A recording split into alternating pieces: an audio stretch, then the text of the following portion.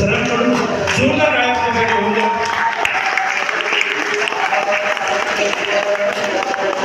बोला पुंडलिक वगैरे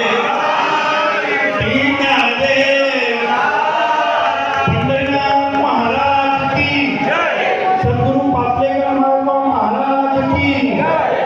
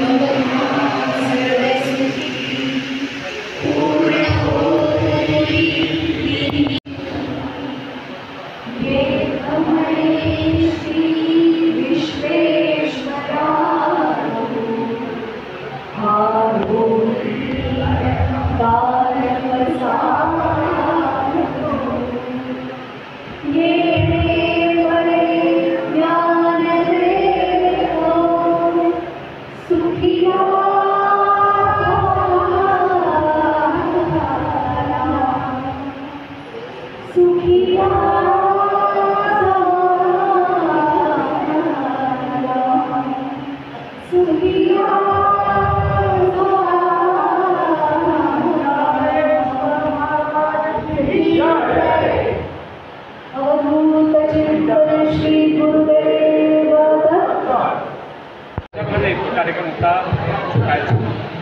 एकूण कार्यक्रम अतिशय सुंदर. आजचाही कार्यक्रम दत्तजन्मोत्सव चांगला झाला. आजचाही मिरवणुकीचा पालखीचा कार्यक्रम चांगला झाला. आणि आज 57 वर्ष आहे माझ्या आश्रमाला.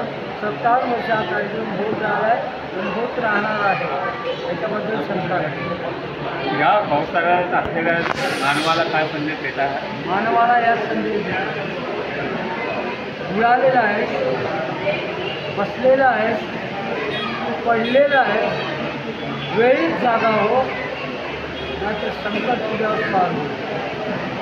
वेळीच जागा होण्याकरता संत चरणी लीन राहत ही माझी त्याला प्रार्थना. कारण संतांशिवाय ही भूमी संतांची, राज्याची नव्हे, राजकारत्याची नव्हे, मिनिस्टरची नव्हे, राष्ट्रपतीची नव्हे. ही भूमी संतांची आहे. तिचं रक्षण संत करतात. म्हणजे मायबाप संत मंडळी. त्याच्यामुळं संतांना शरण जाणे अनन्य भाव आहे. म्हणून शरण जाताना एक वाक्य आहे माझं, सद्गुरुनाथ का कृपा करा, उचलून घ्यावे या पामरा, नेवून ठेवावे पैलतीला, वीस विनवणे दासाची. जय जय रघुवीर. म्हणजे आपले प्रवचन झाले काय सांगितलं?